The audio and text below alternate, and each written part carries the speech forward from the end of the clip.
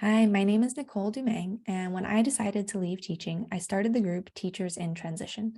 This has been a space for fellow teachers who are finding roles outside of teaching to come together, share resources, and learn together. I've hosted panels where former teachers who are well established in new careers have talked about what that work is really like. And now in this video interview series, I'm talking to recently transitioned teachers about their process to finding their new role, what helped them stay motivated along the way, what made them move forward in the process and ultimately find success, and what it feels like to make it to the other side. So today's interview is with Angela Snyder, and she spoke with me about her process, about what helped her to keep a positive mindset throughout, and how she really honed in on the type of work she wanted to do. She shared about how she thought she had one position that she was targeting, but after talking with people already in that role, she learned more about it and realized that she wanted to go in a different direction. So she has landed a marketing position. Her new title is social influencer. And she also spoke with us about how she knew that the offer that she ultimately accepted was the best fit. So I hope that you enjoy learning from her as I did, and I will see you on the next episode of Transition Teacher Talks. Enjoy. Welcome to the second episode of Transition Teacher Talks with Teachers in Transition. And today we are joined by Angela Snyder. So welcome, Angela. Thanks for joining me. Hi, Nicole. Thanks for having me. All right. I'm really excited to talk with you today about your process of transitioning out of the classroom and into a new role. And the reason that I wanted to do this series of video interviews with teachers in transition, I've done some panels in the past where I've had former teachers who are kind of a year or few years established in their new careers talk about their new field kind of as experts who have gotten to know their new field. This series is really talking about recently transitioned teachers who are still very much in touch with that process that they just made it through, to kind of talk about the journey to get to that new role and what helped you kind of along the way. So before we get into a lot of the details about what you're doing now and what led you to this position, I'd love to just hear, you've made it to the other side, you now have a new role. How does it all feel looking back at the process? How does it feel to be sitting where you are today? Wow. It feels absolutely incredible. I know when you're kind of in the thick of it, you're wondering, like, is there an end in sight? And you hear other people announcing their roles and celebrating, and you're in the back of your mind, you're like, is this going to happen for me? When is my time? And to actually be on the other side now and to feel, I've had success and I did, but ultimately what I wanted to do, it's really an incredible feeling. And I tell people it's still so surreal for me. Like almost hard to wrap my head around, pinching myself. So I couldn't be happier. That's amazing to hear. And I think as someone who is still in process trying to find my new role, it's really helpful to hear the positive experiences of people who've made it to the other side. And that's another one of my goals with this interview series, is that hearing about people who have found that success should be motivation to the rest of us, instead of that feeling of like, oh, everyone else has made it, where's my chance? To really use that as fuel of other people are finding those roles that are a good fit for them. I know that it can happen for the rest of us. Yeah, so I'm really looking forward to talking to you more about kind of where you're at now, what led you to this position, and what that process looked like for you. And I just kind of want to give a disclaimer also with this interview and with interviews I'll have with other recently transitioned teachers. I'm not making a claim that because you have now found a job, you've cracked the code and you know how to help every other teacher follow the same kind of path and be able to find that job. I think everybody's journey into a new position is going to be different. Hiring looks different in every company. I think in particular, you had a really particular story, and that you used LinkedIn very heavily in your process, and that's not going to be the route everyone takes. So just putting that out there. I know you're going to have a lot of helpful insights to share, but this does not mean everyone should now message you and say, what do I do exactly how you did to find the job? Yeah. Great disclaimer, because that is so true. Everyone's journey, everyone's transition is so different. So kind of, take bits and pieces of what other people have done, try it out for yourself, but don't think because someone else did it that way, that's the way that you have to do it. You have to do what's right for you. Exactly. Yeah. All right. So getting into some of the more some of the details. I'd love to hear just kind of your process in a nutshell, maybe like what you were doing as a teacher before, how long you were searching, and what is the role that you have recently started. Sure. Yeah, so I was an elementary teacher for 8 years. I taught 6 years in Maryland, and then I actually lived abroad and founded an international school in the Netherlands where I was for 2 years. And so I just finished up last school year. I resigned at the end of the school year, so wrapped up in June, and that's when I started my job search. So I started looking for jobs I think like the last week of June, but it's important to note that several months prior to that, like 6 months prior, 5 months prior, I started going on LinkedIn to build my personal brand. So I started on LinkedIn in January of 2022, just kind of building relationships, and then really became a true job seeker this summer. So really was active the end of June, July, August, September, and then I ended up getting my 3 offers in the first week of October. Accepted on October 6th and started on October 24th. All right, congratulations. That's really exciting. Thank you. So that's just a couple weeks in now, right?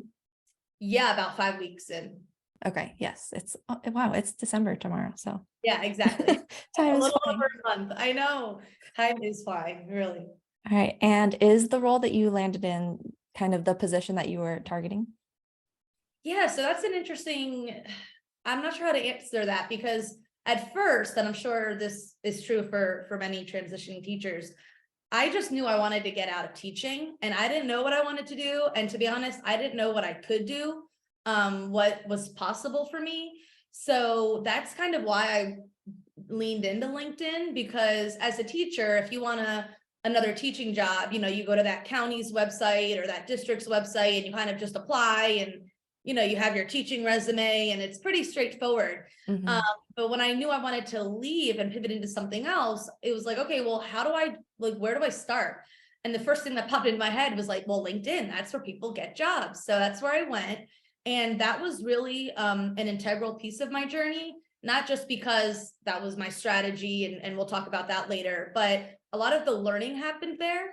And at first I was thinking, I had myself in this education box where I was like, okay, I can do curriculum writing, or I can do something else related to education, work for an ed Mhm. tech company. And then I started to realize I can do anything. It doesn't have to be something I've done, curriculum writing or professional development, it can be something totally new. So then I leaned into the customer success manager role because it sounded great, lots of transferable skills. I love talking to people. And so I kind of leaned into that for a while, but as I talked to more and more CSMs, and I took some of the free LinkedIn courses, because I did a 30-day free trial. I Mhm. took some courses, I started to realize, well, maybe this isn't what I want to do. And after a few months, I realized my heart was set on marketing. That's what I enjoyed doing. And so the role that I ended up in now is actually marketing slash branding slash PR. And my official title is social influencer. I'm at a fintech startup, and it's totally different than education. And I'm learning so much every day.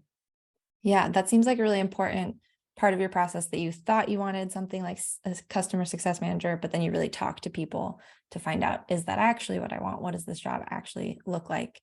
I've heard that over and over, that that's just a crucial step. If you think that you're zeroing in on a role, then you have to talk to people in that position and see, just to learn more, to help you succeed in the interview process, but also to help you possibly narrow things out. Your title is very fitting, since I met you on LinkedIn and you had sort of become a transitioning teacher influencer, and now that's literally in your official job title. So that's really cool. Oh, that's funny. Yeah. So I wanted to hear kind of more about your process when you were looking for a new role. What would you say were kind of your highest leverage moves when you really started to feel like, okay, I am making progress here. I am starting to move towards reaching a job that I'm looking for. And I know we talked a little bit at the beginning, your process and your strategy was really different because you really went hard on LinkedIn and made that like your Yep. strategy. So Yep. tell us a little bit about that. Sure. So I guess I'll start with why that was my strategy. So again, I knew I wanted to leave teaching and I wanted to do something else. And so I was like, well, LinkedIn is the professional network. That's where people, wear suits and swap resumes and talk about professional stuff. And so that's where I came. And I quickly realized that LinkedIn is not boring at all, super supportive, very social. I wish I started on LinkedIn much sooner, to be honest with you.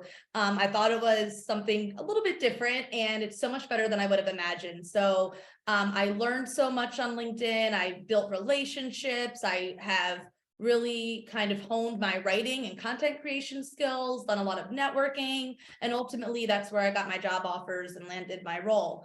And the reason I took the LinkedIn path versus just applying to hundreds of different companies or roles was because I felt that that was the best course of action for a pivoter. So if I would have sent my resume, which was very much just teaching, a little bit of marketing sprinkled in, a little bit of training, and a little bit of DEI work, but mainly teaching, right? And I'm trying to become a marketing professional or whatever it is, CSM.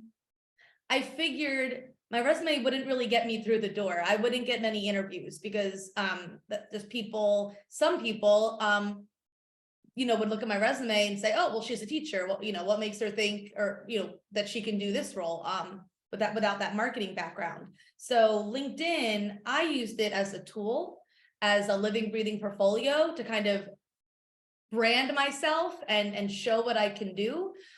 With LinkedIn, you get a glimpse of my personality, right? Who I am, a bit about my personal life. I'm a dog mom. You get to see how I write, all my pieces of content that are there. I'm engaging with others, and I can strategically engage with certain people. So I'm showing up on their radar. They see my name, they see my face. And I figured through networking, building relationships, writing, kind of positioning myself as, I don't want to say a thought leader, but similar, promoting myself as someone who has the skills to do many things. That would be my getting my foot in the door, would be that online presence versus my resume, which doesn't necessarily match up to what I wanted to do. So I do recommend, when people ask me my advice, and again, it's not for everyone, but if you're a career pivoter, I do think, even if LinkedIn isn't your sole, tool as it was for me, definitely lean into it, because your resume only shows so much about you and who you are. And if you don't have the right experience, you may unfortunately get looked over. And so my thought process was, you can't ignore me on LinkedIn, right? I'm here to stay. I'm loud and proud. I'm showing up every day. I'm consistent. And ultimately building the brand. I didn't even know I was building a brand. I didn't know what that was at the time.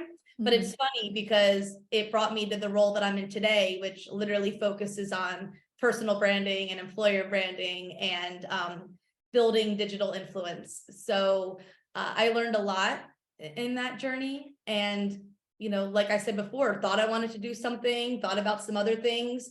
And then, the journey led me here. So highly recommend. Yeah, I really agree that LinkedIn was different than I expected it to be also when I got on it. And it's a great place for learning, but also kind of what you're talking about, to build that experience for yourself that you feel you are lacking. Like, it is a space to practice those skills of writing or creating community and facilitating groups and just all these things that are possible once you tap into the network that is there. And I know that your process took a few months, and there were probably phases throughout it of ups and downs of how you're feeling about the whole process. I'm curious, what did you do to help maintain a positive mindset throughout the whole transition? Yeah, that mindset is key. So like I said, I started going on LinkedIn and kind of building my brand, so to speak, in January of this year, because I knew leaving teaching was something I was going to do a few months down the road. I ultimately hit the ground running the end of June. So the job searching process was about 3 months long, but it would have been a lot longer had I not done that legwork while I was still teaching. So I definitely recommend, if it's something you think you want to do down the road, like start now so that you have less work to do later. You'll thank yourself. And so I wanted to have a job. I wanted to start in September. That was a deadline I had set for myself. Turns out I didn't start until October, which honestly, for many reasons, was kind of a blessing in disguise. But at the time, I was upset by that. And one of the reasons why that happened was because one company in particular kind of strung me along and acted like they were going to offer me something. The process was about 12 weeks. Looking back, there were definitely some red flags, but I kind of took my foot off the pedal for a little while because I kind of thought I had this role. That's how it was. That's how it felt. That's how they kind of spoke about it. And it turns out after 12 weeks, multiple unpaid assignments, multiple rounds, that wasn't panning out. And at that point, I didn't want to work there anymore. You know, when you have a bad hiring experience, interviewing experience. So my one piece of advice is to not take your foot off the gas until you have signed a letter that, you know, you signed a contract. So even if they say verbally, all right, we're going to offer you something, because that's happened too. Literally until you sign something, keep applying, keep interviewing, don't stop. My mindset was kind of, I guess the point you're doing this is to, you know, your thought was other people's success, right? Should be give you hope and give you something to strive for. And that's kind of what I latched onto.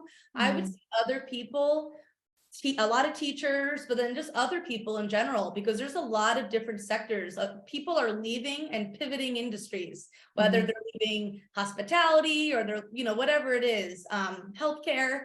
And I saw people all the time landing jobs. And I'm thinking to myself, well, if they can do it, like, why can't I? I'm a competent, intelligent person. I've got these great skills. Like that really was a source of hope for me, seeing that other people could do it. And also every time I had a call, a networking call, a coffee chat, an interview, that was just one more like piece of validation. Like, all right, well, I got this interview, or okay, I have this coffee chat, or okay, this person's referring me. It lets you know, like, people believe in you and people are seeing the value that you have.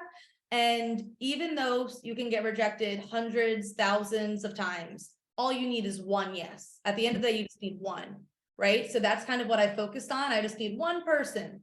And you never know, you could end up like me and so many others, because my story isn't, you know, unique in the sense that you might end up with multiple offers and then you get to choose.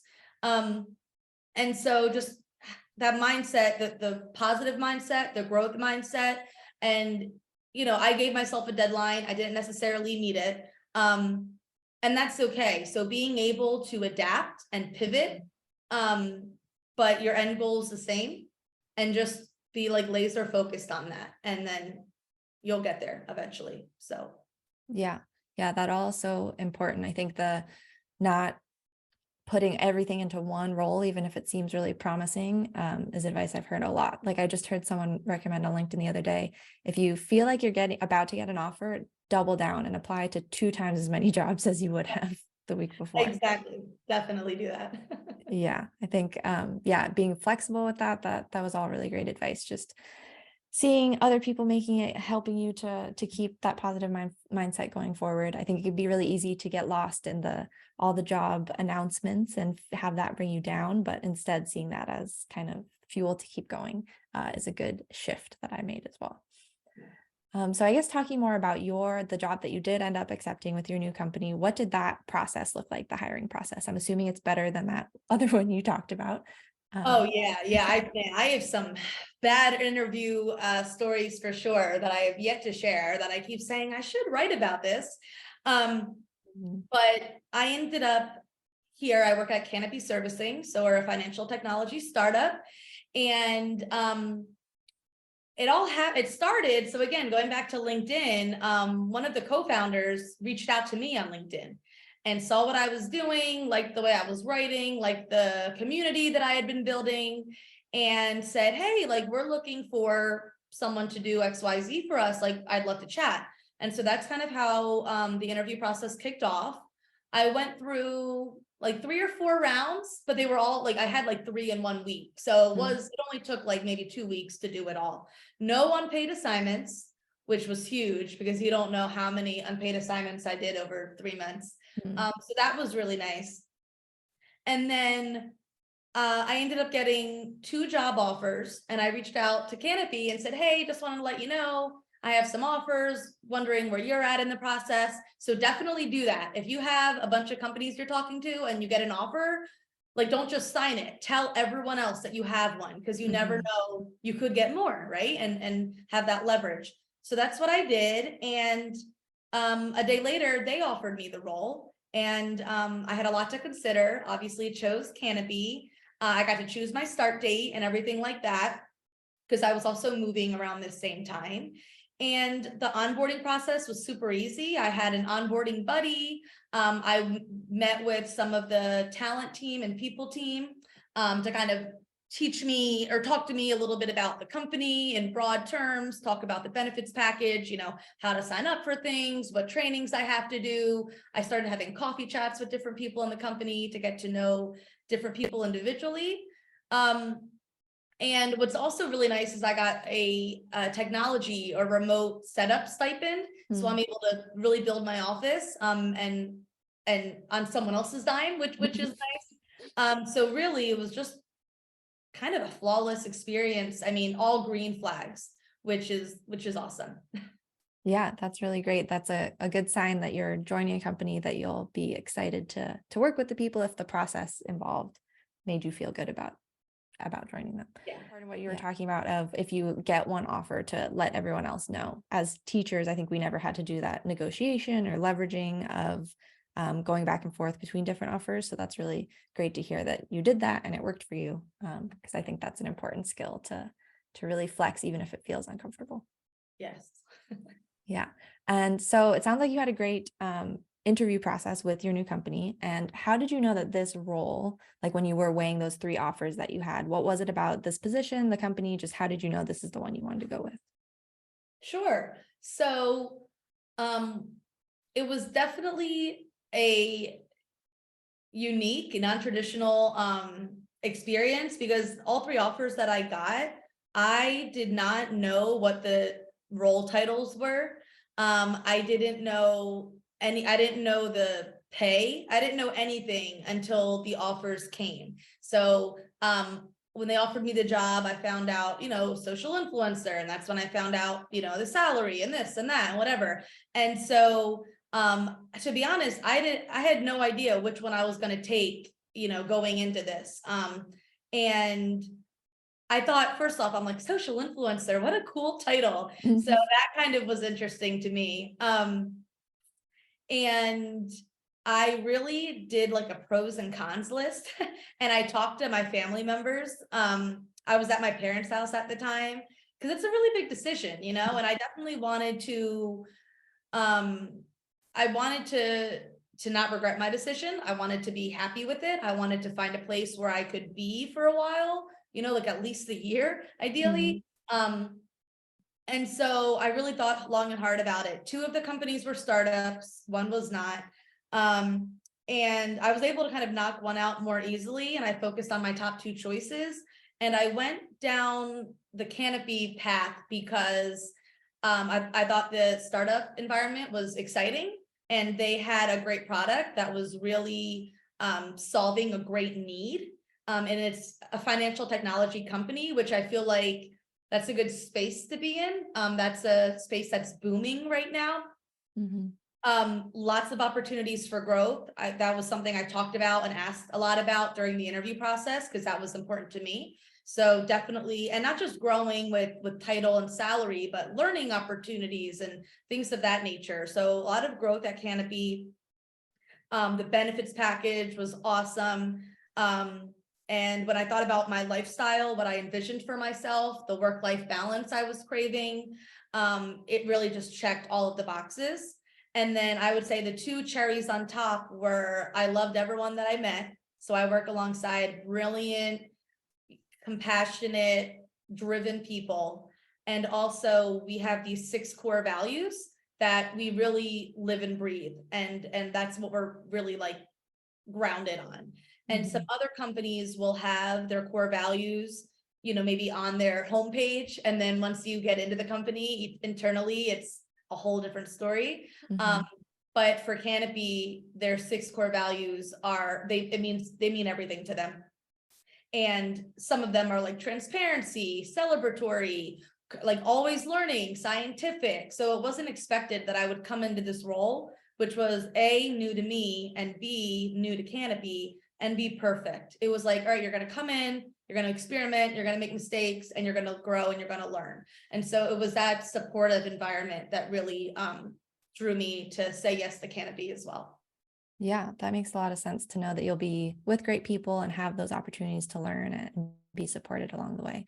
It's also important to remember for teachers wanting to get out of teaching really badly that we still need to be evaluating the companies too. We're interviewing them. So it's great to hear how you really thought about like what you were looking for, checking back in with that before accepting an offer. Because I'm sure that first offer that comes in is just going to feel really exciting and tempting, but got to Yeah. make sure that it really checks your boxes. Yeah, I ended up accepting the third offer. So first is not always best, that's for sure. And like you said, interviewing is a two-way street. Like make sure you ask the questions and like take notes. And it's okay if, a company isn't a fit for you, because at the end of the day, you are what's most important. So Yeah, definitely. All right. I think we're at our last question. I'm just okay. curious, you have been in your job for a little while now. Um, what has been the most exciting part now that you've really gotten into the new role? Oh my goodness, what a loaded question. 'Cause I feel like everything's so exciting, but I would say what's like really most refreshing, especially as a former teacher, is just having the freedom and autonomy to just do what I think is best and to do what's best for me. If I need to take a break, I can get up, walk away. I'm encouraged to do that. I can take a long walk outside with my dog, especially on nicer days. Like they I'm encouraged to take breaks and to really nurture myself and like nurture my creativity, right? No one's going to be productive being glued to their desk from 9 to 5. So really having the freedom, like to have hot coffee in the morning and to use the restroom when you want, things that you can't do as a teacher. Also, like I would say probably the most exciting is that I have unlimited PTO and I can take off, right? Get this, and not write sub plans. The dream. Like you don't even like you can just say, okay, like I'm gonna be off in 2 weeks, and your manager's like, all right, and then yet you don't have to do anything. And so, like, really, I feel like I've gotten so many hours given back to me. Like I get to sleep more, I get to spend more time with my dog, I get to cook, like I'm eating healthier, right? And Mhm. so I know I'm saying like all the things, but like to lump it together, it's just that my quality of life has so improved due to that freedom. And um I just it's amazing. So I really couldn't be happier. I can't like rave enough about it. And like if anyone listening right now, this is your sign that you've been waiting for to keep going. It is so much better on the other side. Um it's so worth all the hours and tears and grit and perseverance. Just keep going, because honestly this role is and this company is better than I imagined ever getting into. So That's really amazing to hear. It's great to hear a success story, to hear about that quality of life. That's a huge impact, of course, on your life yeah. to have that shift and feel like you have that flexibility to take care of yourself and do work that is fulfilling. So yeah, thank you for everything that you shared with us today. I think this is all really helpful just to hear the process, to get kind of more data on what it can look like to make it through and get to a new role, to hear about that positive mindset that you maintain throughout. And I'm really excited that you're happy in this new position. So congratulations to you. Yeah, thank you so much. I appreciate your time. Yeah, thank you for joining me.